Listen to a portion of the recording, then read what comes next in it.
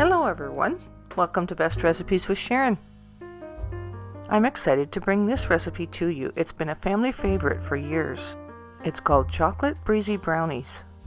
They're absolutely delicious and a breeze to make. So without further ado, let's get right to making this recipe. You'll need a 9 by 13 inch cake pan. You'll need to grease it and line it with parchment paper. Preheat your oven to 350 degrees Fahrenheit. I'm using the paddle attachment. And you'll need to measure out 1 cup of white sugar and add that to the large mixing bowl. Then add half a cup of soft butter and cream that together. Break 4 large eggs into a separate bowl and add them to the mixing bowl. Then mix that together once again. And add 1/8 teaspoon of salt. Then add 1 1/8 cup of all-purpose flour. And add 1 1/4 cup of chocolate syrup. I'm using Nesquik. And that's simply a syrup that you would use to put into milk to make your own chocolate milk. Anyway, it works really well in this recipe. So just blend these ingredients together just until they're well incorporated. Then I remove the bowl from the mixer and I take a spoon and just give it a quick stir. Now then we can just take the batter and pour it into the pan. And this has a nice smooth texture, as you can see here. And just use a spoon to spread it out to the sides evenly.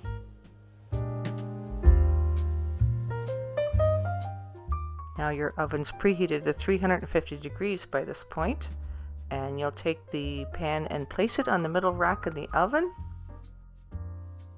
Be careful not to overbake it. And this will likely take between 25 and 30 minutes in your oven, or until a toothpick comes out clean when inserted in the middle.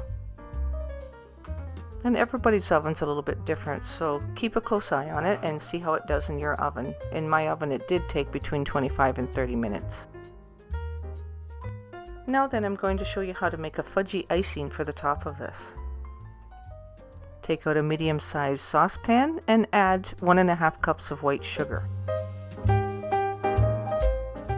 Then add about 6 tablespoons of butter.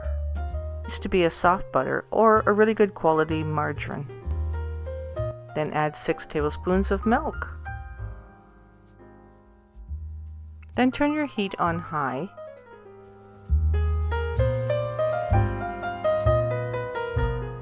Using your hand mixer, mix it together really well.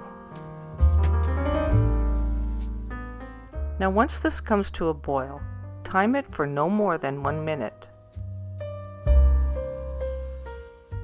Then immediately add half a cup of semi-sweet chocolate chips. Remove it right away from the heat source. And take the electric mixer and beat it until it's spreading consistency. And this will take maybe 3 or 4 minutes.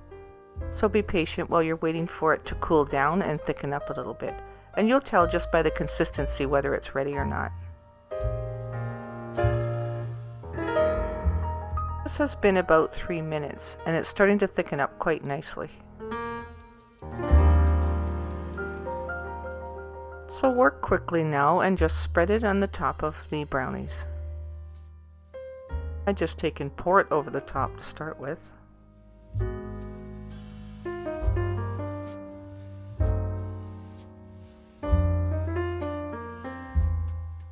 And then I use a spatula to spread it out nice and even.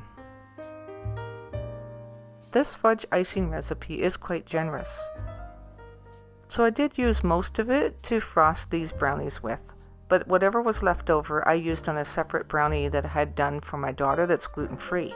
And I'll show you the gluten-free options. First of all, just to know that you can chop some pecans and put over the top if you like. I do have people who like pecans and others who don't, so I do about half of it so that everybody's happy.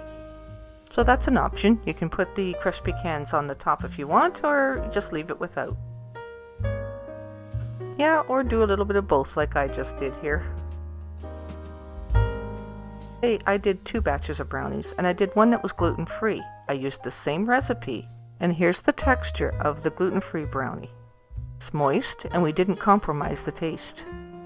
The only difference is we did 5 eggs, and we used gluten-free flour. And the gluten-free flour is the exact same measurement. So here the brownie on the left is the regular brownie recipe. The brownie on the right is the gluten-free option. This is one really delicious recipe, and I hope you enjoy it. This is a moist and pleasantly sweet brownie that really has a good flavor to it and great for snacking on. And the special fudgy icing that goes on top, believe me, you'll want more than one. And the recipe ingredients are in the description under this video. Also in the description area is the link for Ryan's Miscellaneous, my son's new YouTube channel. Check it out. And thanks for watching this video today, and until next time, happy eating.